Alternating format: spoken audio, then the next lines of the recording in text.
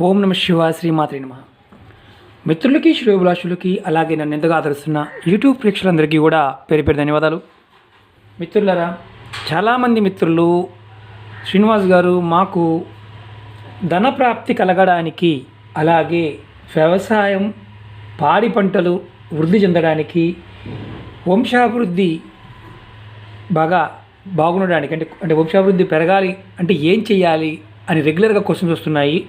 వారందరికీ ఒక చిన్న ఉపాయం, అద్భుతమైన ఉపాయాన్ని మీకు ఈరోజు తెలియజేస్తాను. మిత్రులారా, మీరు చూస్తున్నారు శివలింగం. మనం శివాలయంలో కానీ మన ఇంటి దగ్గర కనుక అర్చన చేసుకోవాలన్నా, పూజ చేసుకోవాలన్నా, ఏదైనా చేసుకోవాలంటే అంగుష్టం అంటే బొటని వేలు కంటే చిన్నది. ఇక్కడ చూడండి, నేను నర్మదా లింగం కరెక్ట్గా అంగుళన్నర ఉంది. ఇలాంటి శివలింగాన్ని ఇంట్లో పెట్టుకొని మామూలుగా పూజ చేసుకోవచ్చు. శివలింగాన్ని కింద నీళ్ళల్లో కూడా పెట్టుకొని చేసుకోవచ్చు, ఇబ్బంది ఏమీ లేదు. అంతకన్నా పెద్దవి మాత్రం ఇంట్లో పెట్టి చేసుకోవడానికి నిషిద్ధం. నిత్య పూజలు, హోమాలు చేసేవారు, జపాలు చేసేవారు మాత్రం పెట్టుకోవచ్చు. ఇప్పుడు మనం సబ్జెక్టులోకి వద్దాం. ఈ ఉపాయం చేయటం వల్ల ఖచ్చితంగా 100% ధనప్రాప్తి కలుగుతుంది. ఏంటంటే, మీరు ప్రతి శుక్రవారం శివాలయంలో శివలింగానికి గనక తామర పువ్వులతో అర్చన చేపిస్తే, ఇలా నెలకొక్కసారి చేసిన కంటిన్యూగా 3 నెలలు చేస్తే మీకు లక్ష్మీ ప్రాప్తి తప్పకుండా కలుగుతుంది. తామర పువ్వులు ఎక్కడ దొరుకుతాయండి అని మీరు అడగచ్చు.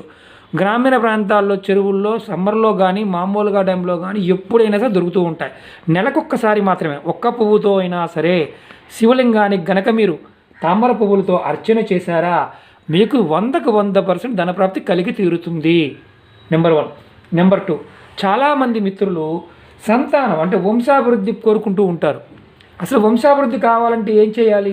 చాలా పరిహారాలు ఉన్నాయి.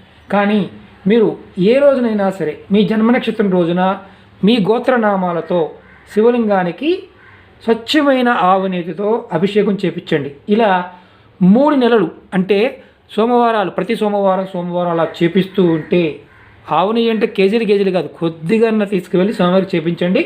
ఇంట్లో చేసుకోండి. ఖచ్చితంగా మీ వంశానికి అభివృద్ధి చెందుతారు. వంశాభివృద్ధి కూడా తప్పకుండా కలుగుతుంది. ఇది 2వ ఉపాయం. 3వది, చాలామంది మిత్రులు రెగ్యులర్గా అడుగుతున్నారు, శ్రీనివాస్ గారు వ్యవసాయ అభివృద్ధి, పంట పొలాలు పండడానికి, పంటల అభివృద్ధి కలగడానికి ఏదైనా ఉపాయం చెప్పండి. ఇది ఎవరైనా చేసుకోవచ్చు, ఆడవారిని మగవారిని చేయవచ్చు. ఇది శివాలయంలోనే చేయవచ్చు, లేదంటే మన ఇంట్లో కూడా చేసుకోవచ్చు. మీరు చేయాల్సింది ఏంటంటే, ఎవరైతే యజమాని ఉంటారో, యజమాని ఎవరైతే కౌలు చేసే రైతు కావచ్చు, లేదంటే సొంత రైతైనా కావచ్చు, సొంత భూమి ఉన్న రైతైనా కావచ్చు, జన్మ నక్షత్రం రోజున స్వచ్ఛమైన నూకలు లేని బియ్యం తీసుకోవాలి. ఇలా చూడండి, నూకలు లేకుండా ఉండే బియ్యం తీసుకోవాలి. తీసుకొని స్వామివారికి కంటిన్యూగా ప్రతి సోమవారం కానీ నెలలో ఒక్కసారి అలా 5 నెలలు బియ్యంతో స్వామివారికి పూజ చేపించండి. అంటే శివార్చన చేపించండి. అక్కడ శివాలయంలో పూజారి గారికి ఇచ్చినా ఆయన చేస్తారు. లేదు మన ఇంటి దగ్గర చేసుకుందాం అనుకోండి, మన ఇంటి దగ్గర స్వామివారికి ఓం నమ శివాయ బియ్యంతో చేసుకోండి. ఇది అలవాటు ఉంటే. అలవాటు లేకపోతే మాత్రం దేవాలయంలో చేయించుకోండి. మరి మాకు జన్మ నక్షత్రం లేదు, ఏం చేయాలండి? నామ నక్షత్రం, మీ పేరు నక్షత్రాన్ని ఒకసారి దేవాలయంలో ఉన్న పూజారి గారి దగ్గర పంచాంగంలో చూపించుకోండి.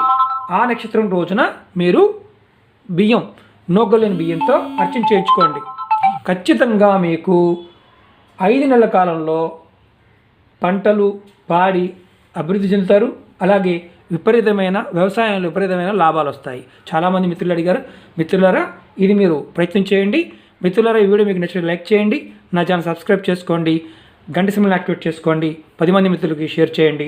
నేను రాబోయే రోజుల్లో ఇంకా చిన్నగా మనం చేసుకోగలిగే ఉపాయాలని తెలియజేస్తాను.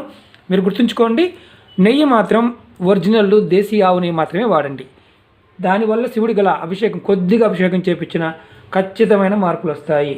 ఇంకా ముందు కూడా మీకు నేను మంచి విషయాలు రోజుకో వీడియో మీకు తెలియజేస్తాను. ఈ వీడియో నచ్చినట్టు లైక్ చేయండి, నా ఛానల్ సబ్స్క్రైబ్ చేసుకోండి, గంట సింబల్ యాక్టివేట్ చేసుకోండి, 10 మంది మిత్రులకు షేర్ చేయండి. ఓం నమ శివాయ శ్రీమాత్రే నమః.